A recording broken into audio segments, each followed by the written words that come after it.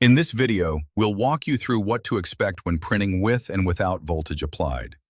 Without voltage, the material tends to curl around the nozzle instead of adhering to the build plate.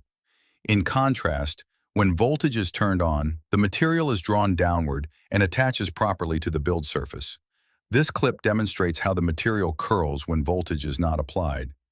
As the head reaches the set Z position, extrusion begins, but without voltage, the material fails to anchor to the plate.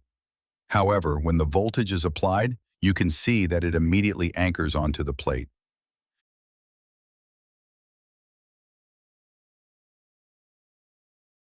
This next clip demonstrates how the material behaves when the voltage is correctly set during printing.